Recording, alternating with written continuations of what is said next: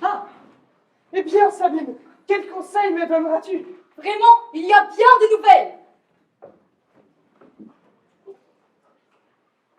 Mon oncle veut résolument que ma cousine épouse Villebrequin. Et les affaires sont tellement avancées que je crois qu'ils eussent été mariés dès aujourd'hui. Si vous n'étiez aimés. Mais comme ma cousine m'a confié le secret de l'amour qu'elle vous porte, et que nous sommes vus à l'extrémité par l'avarice de mon vilain oncle, nous nous sommes avisés d'une bonne invention pour différer le mariage. C'est que ma cousine, de l'heure que je vous parle, contrefait la malade. Et le bon vieillard, qui est assez crédule, m'envoie guérir un médecin. Si vous en pouviez m'envoyer quelqu'un qui fût de vos bons amis et qui fût de notre intelligence, il conseillerait à la malade de prendre l'air à la campagne.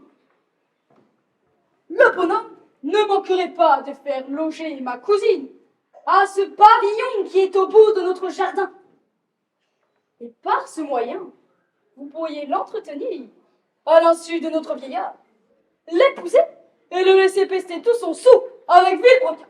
Mais le moyen de trouver sitôt un médecin à ma poste et qui voulut tant hasarder pour mon service. Je te le dis franchement,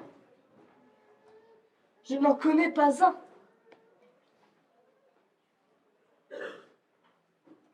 Je songe une chose. Si vous faisiez habiller votre valet en médecin, il n'y a rien de si facile à duper que le bonhomme. C'est un lourdeau qui gâtera tout. Mais il faut s'en servir, faute d'autres. Bon, adieu, je le vais chercher.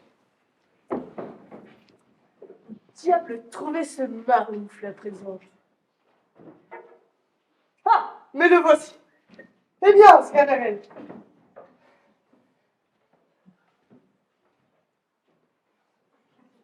J'ai besoin de toi dans une affaire de conséquence. Mais, comme que je ne sais pas ce que tu sais faire... Ce que je sais faire, monsieur? Employez-moi seulement en vos affaires de conséquence, en quelque chose d'importance. Par exemple, envoyez-moi voir quelle heure il est à une horloge. Voir combien le beurre vaut au marché. Abreuver un cheval. C'est alors que vous connaîtrez ce que je sais faire. Ce n'est pas cela. C'est que il faut que tu contrefasses le médecin. Moi? Médecin, monsieur? Je veux bien faire tout ce qui vous plaira, mais médecin? Je suis assez votre serviteur pour ne rien faire du tout. Et par quel vous m'y prendre, mon Dieu? Ma foi, monsieur, vous vous moquez de moi. Si tu veux entreprendre cela, je te donnerai 10 pistoles. Ah, pour 10 pistoles, je ne dis pas que je ne sois pas médecin. Car, voyez-vous, je n'ai pas l'esprit tant subtil pour vous dire la vérité.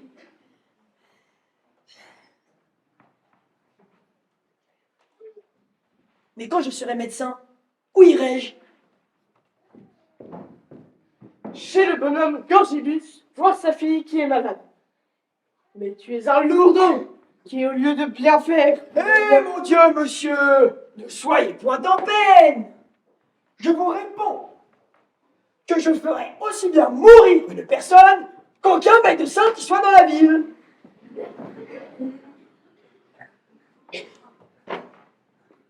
On dit un proverbe d'ordinaire, après la mort, le médecin. Mais vous verrez que si je m'en mêle, on dira, après le médecin, gare à la mort. Mais néanmoins, je songe, cela est bien compliqué de faire le médecin. Et si je ne fais rien qui vaille? Il n'y a rien de si facile en cette rencontre.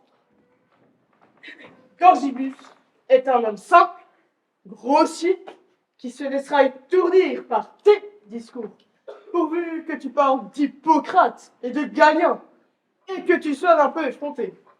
C'est-à-dire qu'il lui faudra parler mathématiques, philosophie? Laissez-moi faire. S'il est un homme facile, comme vous le dites, je vous réponds de tout. Venez seulement me faire avoir un habit de médecin. Et de m'instruire sur ce qu'il faut faire. Et de donner mes licences, qui sont les 10 pistoles promises.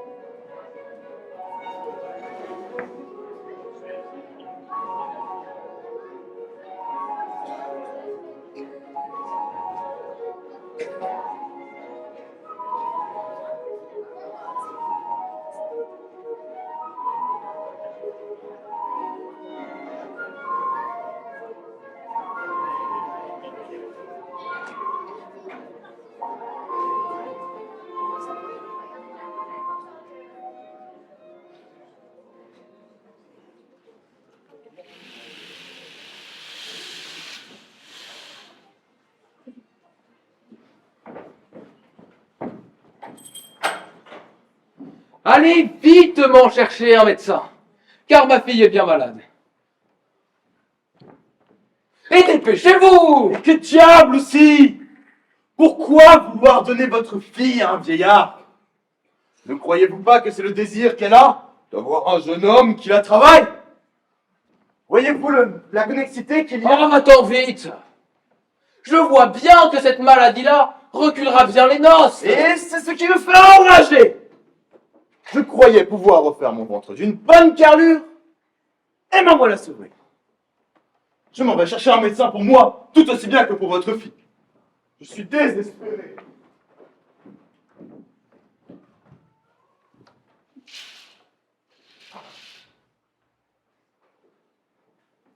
Je vous trouve à propos, mon oncle, pour vous apprendre une bonne nouvelle.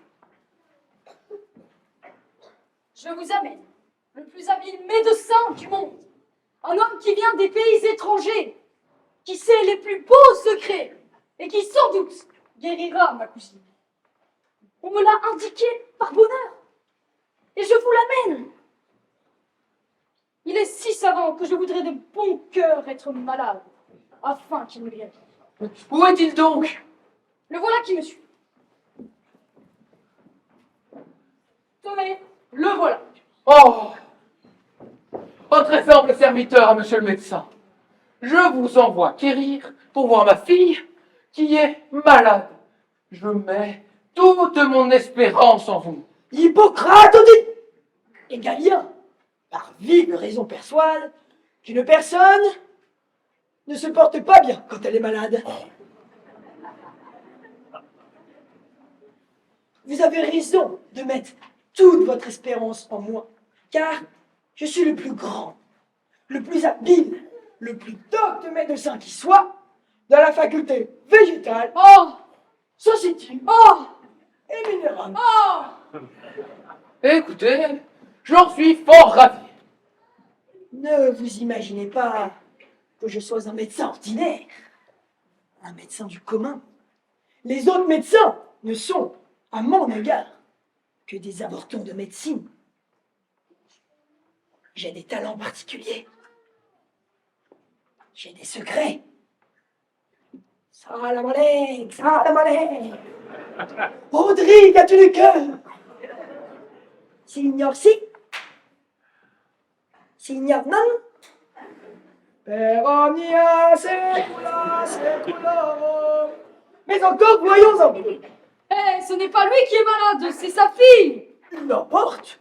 Le sang du père et de la fille ne sont qu'une et même chose. Et par l'altération de celui du père, je puis connaître la maladie de la fille. Monsieur Gorgibus, y aurait-il moyen de voir l'urine de l'écrotante? Ouida, Sabine, allez vitement quérir l'urine de ma fille. Monsieur le médecin, j'ai grand peur qu'elle n'en meure. Qu'elle s'en garde bien. Il ne faut pas qu'elle s'amuse à se laisser mourir sans l'ordonnance du médecin.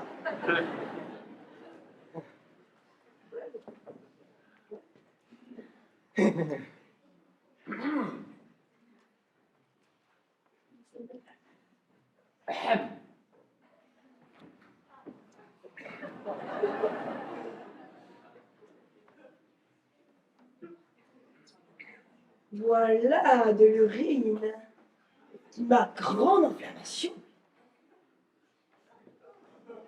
et grande chaleur dans les intestins.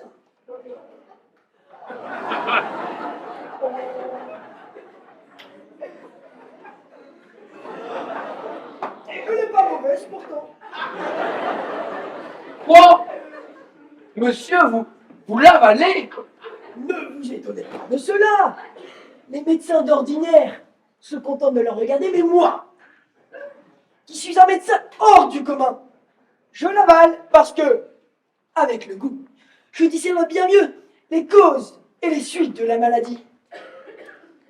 Mais à vrai dire, il y en avait trop peu pour asseoir un jugement. Qu'on la fasse encore pisser.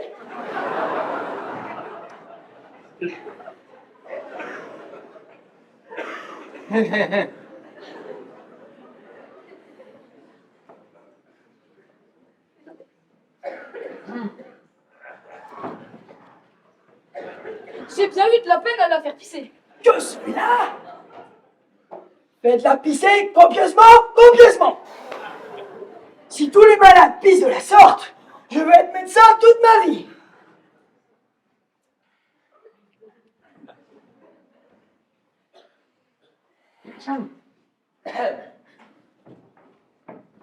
Voilà tout ce qu'on peut avoir. Elle ne peut pas pisser davantage. Quoi? Monsieur Gorgibus, votre fille ne pisse que des gouttes. Voilà une bien pauvre pisseuse que votre fille.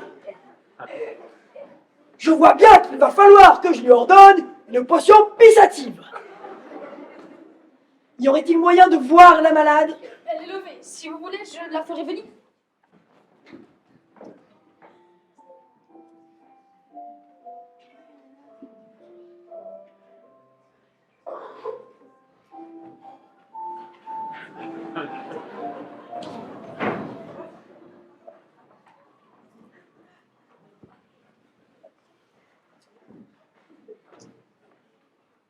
Eh bien, mademoiselle, vous êtes malade?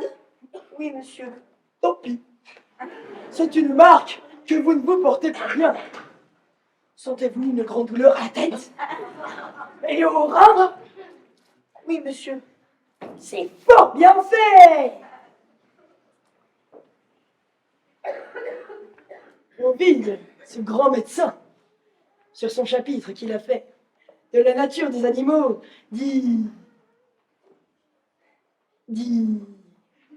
100 belles choses. Et comme les choses qui ont de la connexité ont beaucoup de rapports, de même que la mélancolie est ennemie de la joie, et que la bile qui se répand par tout le corps vous fait devenir jaune, et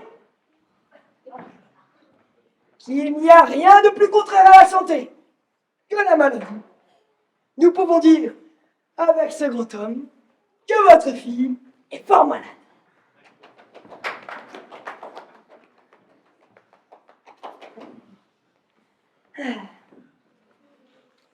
Il faut que je vous fasse une ordonnance. Vite!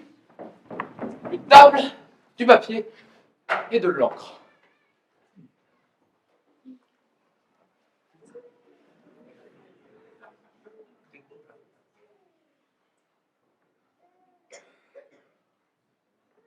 Y a-t-il ici quelqu'un qui sache écrire? Est-ce que vous ne le savez pas? Si, c'est que j'avais oublié. J'ai tant de choses dans la tête que parfois j'en oublie la moitié. Je pense qu'il serait nécessaire que votre fille prie un peu l'air, qu'elle se divertit à la campagne. Écoutez, nous avons un fort beau jardin et quelques chambres qui y répondent. Si vous le trouvez à propos, je l'y ferai loger. Allons visiter mes vieux.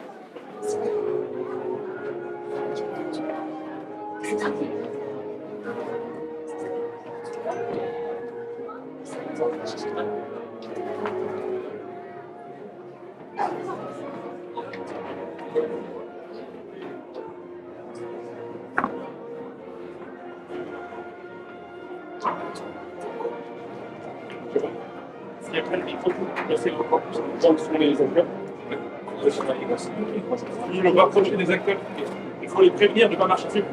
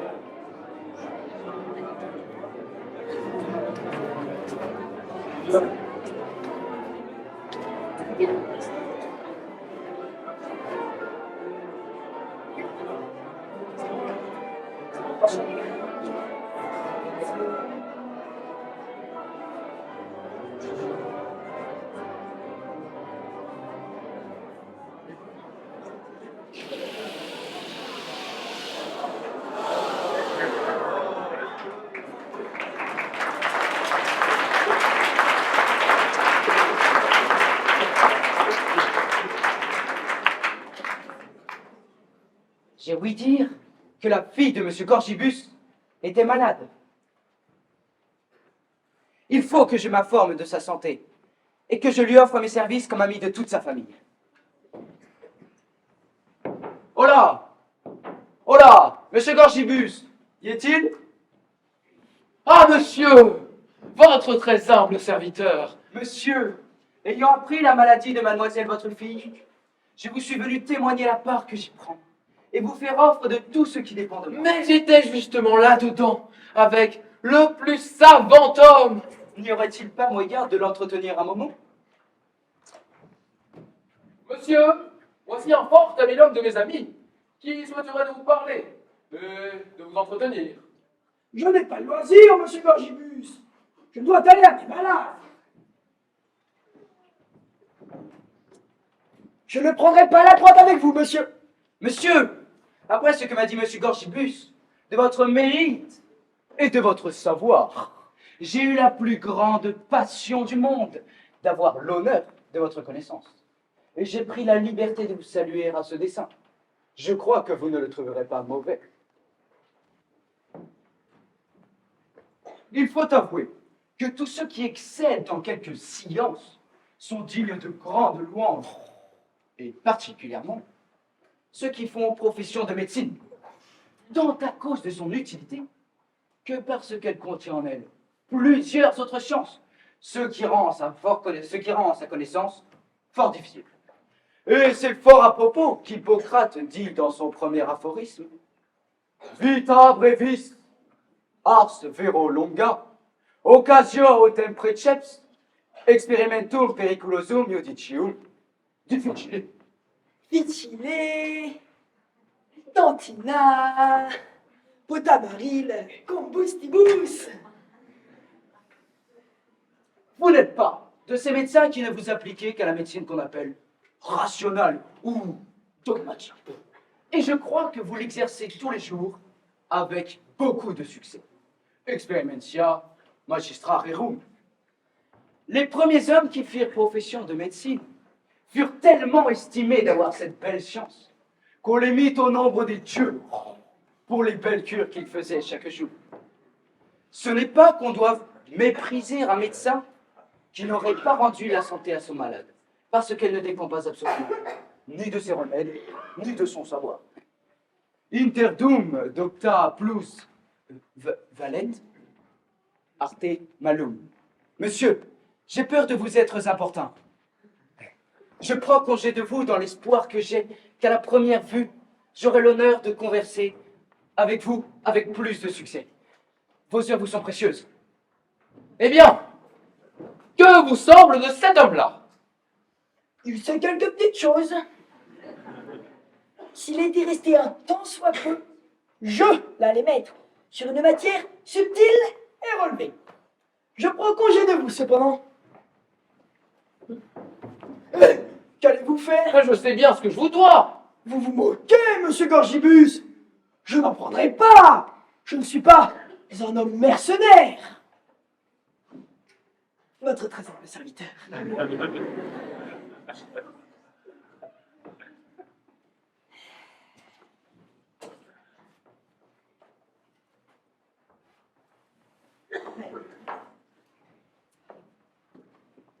Je ne sais ce qu'a fait ce gamin.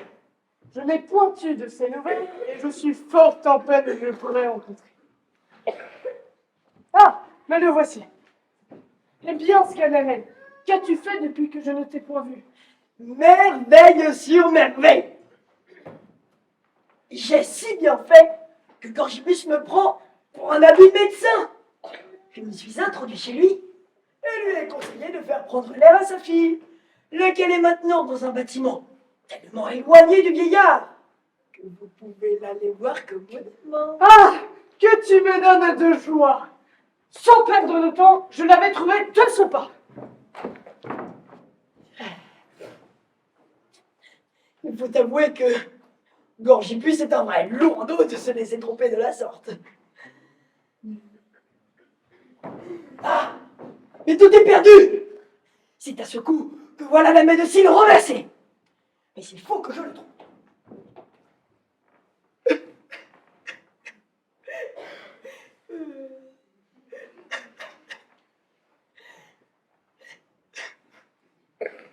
Bonjour, monsieur.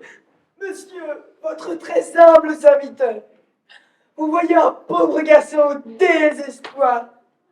Ne connaissez-vous pas un médecin qui soit arrivé depuis peu en ville et qui fait les cures admirables? Oui, oui, je le connais. Il vient de sortir de chez moi.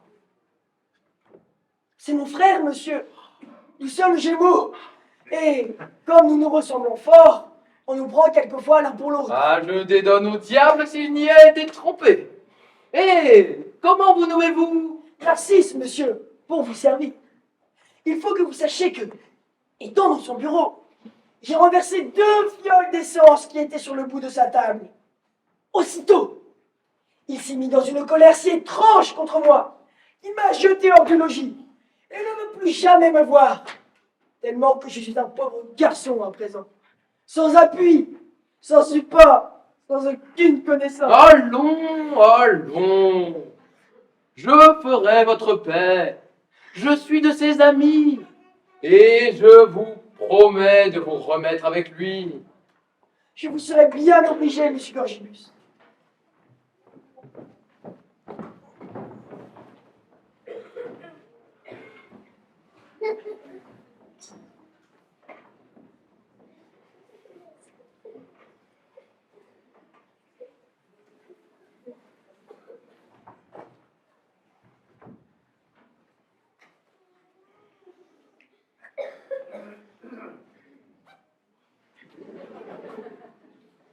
Il faut avouer que, quand les malades ne veulent pas suivre l'avis du médecin, Ah, monsieur, votre très humble serviteur, je vous demande une grâce.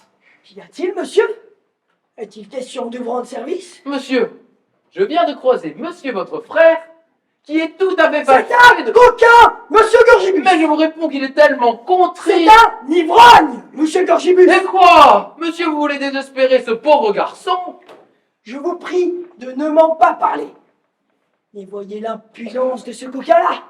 N'allez-vous trouver pour faire son accord qu'on ne m'en parle plus? Au nom de Dieu, monsieur le médecin! Et faites cela pour l'amour de moi. Si je suis capable de vous obliger en toute autre chose, je le ferai de bon cœur. Je m'y suis engagé. Vous m'en priez avec tant d'insistance que, quoique j'eusse fait serment de ne lui pardonner jamais, touchez-la, je lui pardonne. Il faut que j'ai bien de la complaisance pour vous, monsieur Gorgibus. Je suis votre serviteur. Monsieur, votre très humble serviteur. Je m'en vais chercher ce pauvre garçon afin de lui apprendre la bonne nouvelle.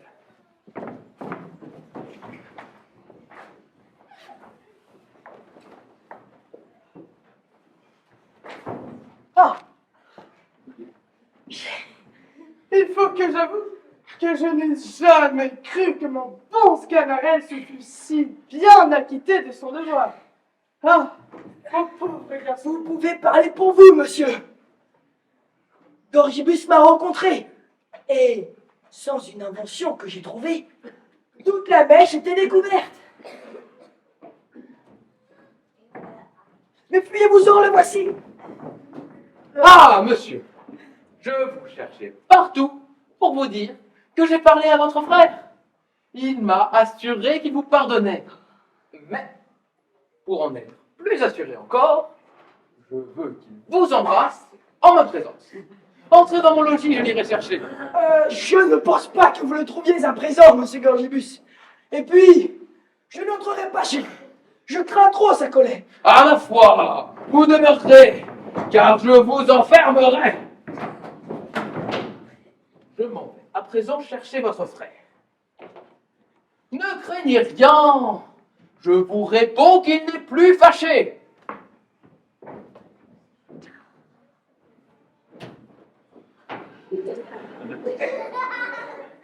Ma foi, me voilà attrapé ce coup-là. Il n'y a plus moyen de m'en échapper. Le nuage est fort épais et j'ai bien peur qu'ici ne vienne à crever, il ne grêle sur mon dos par ce coup de bâton. Ou que par quelque ordonnance plus forte que toutes celles des médecins, on ne m'applique tout au moins un côté royal sur les épaules. Mes affaires vont mal.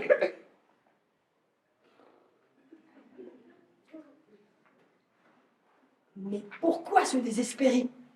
Puisque j'ai tant fait, poussons la fourbe jusqu'au bout. Oui, oui, il faut encore sortir et montrer que Sganarelle est le roi des fourbes.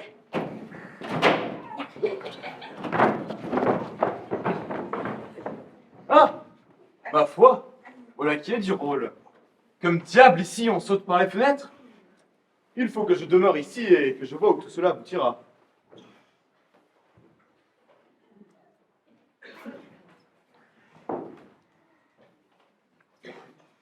Je ne saurais trouver ce médecin. Je ne sais où diable il s'est caché. Mais le voici. Monsieur, ce n'est pas assez que d'avoir pardonné à votre frère. Je vous prie, pour ma satisfaction, de l'embrasser. Il est chez moi et je vous cherchais partout pour vous dire qu'il est chez moi. Vous rigolez, monsieur Gorgibus? N'est-ce pas assez que je lui pardonne? Je ne le veux jamais voir. Monsieur, ne me refusez pas cette grâce, pas après toutes celles que vous m'avez faites. Je n'ai plus rien à vous refuser. Dites-lui qu'il descende.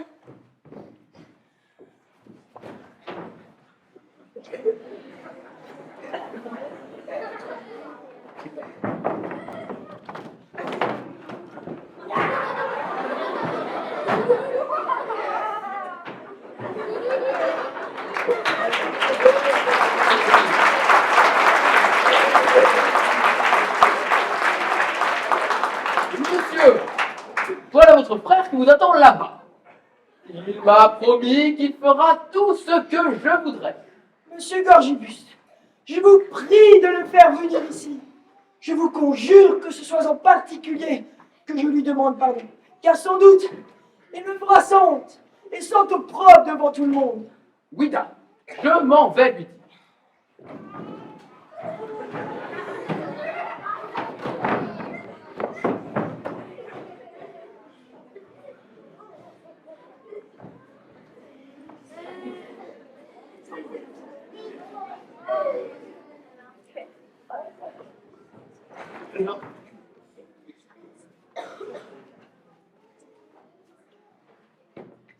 Il dit qu'il est tout honteux et qu'il vous prie d'entrer afin qu'il vous demande pardon en particulier. Voilà la clé de mon logis. Je vous prie de ne me pas refuser et de me donner ce contentement. Je ne vais bien rien vous refuser. Vous allez entendre de quelle manière je vais le traiter. Ah, te voilà! Fourbe, coquin! Monsieur mon frère, je vous demande pardon. Je vous promets qu'il n'y a point de ma faute. Il n'y a point de ta faute!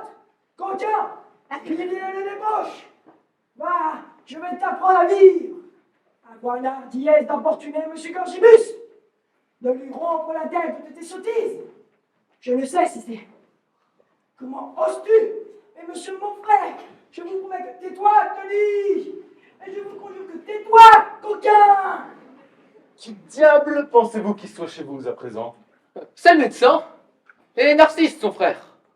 Ils avaient quelques différends. Ils font leur accord. Le diable emporte! Ils ne sont qu'un!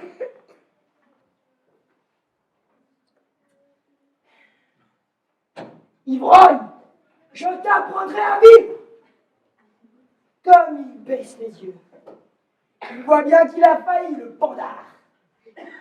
Ah, l'hypocrite. Comme il fait le bon apôtre. Monsieur, dites-lui un peu par plaisir qu'il fasse mettre son frère à la fenêtre. Oui, da. Monsieur le médecin, je vous prie de faire paraître votre frère à la fenêtre. En vérité, monsieur Gorgibus, vous avez un tel pouvoir sur moi que je ne puis rien vous refuser.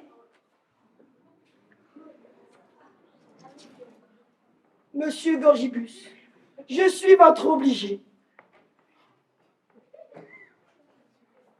Eh bien, avez-vous vu cette image de la débauche? Foi! Ils ne sont qu'un! Et, pour vous le prouver, dites-lui un peu que vous les voulez voir ensemble! Mais faites-moi encore la grâce de le faire paraître et de l'embrasser avec vous sous mes yeux à la fenêtre. C'est une chose que je refuserai Mais, pour vous montrer que je veux tout faire, pour l'amour de vous, je vous l'accorde. Et, peu auparavant qu'il vous demande pardon de toutes les peines qu'il vous a causées.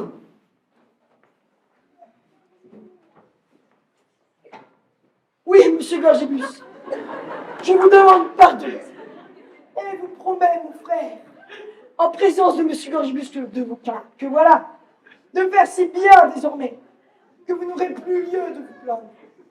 Vous priant de ne plus songer à ce qui s'est passé. Eh bien, ne les voici pas tous deux. Ah! Par ma foi! Il est sorcier!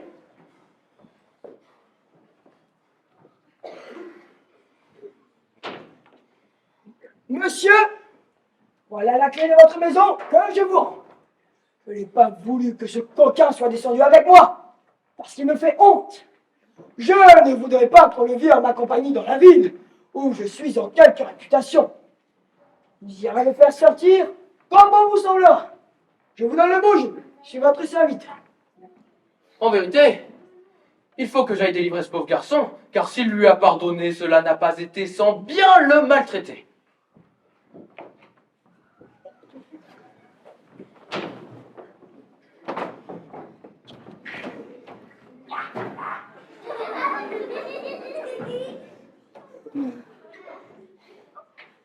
Monsieur Gorgibus, je vous remercie de la bonté que vous avez et de la peine que vous avez prise.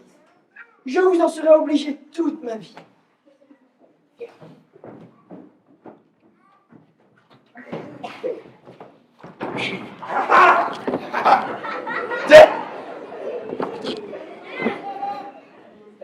Monsieur, où pensez-vous que soit le médecin à présent?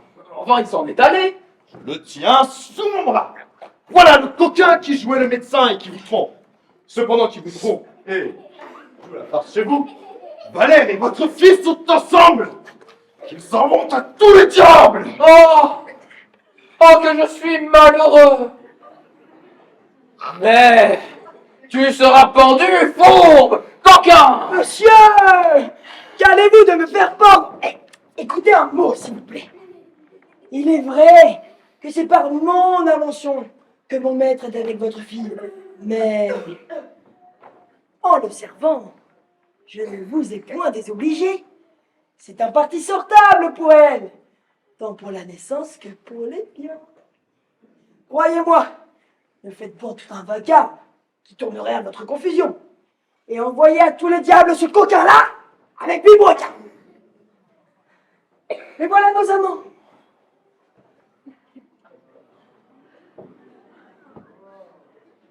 Nous nous jetons à vos pieds.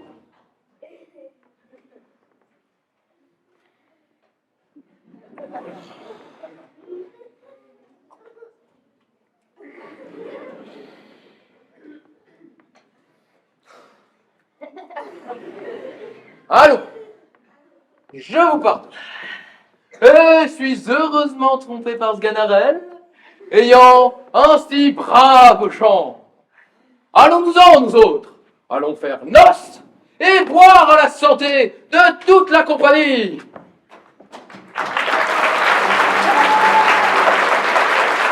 Thank you.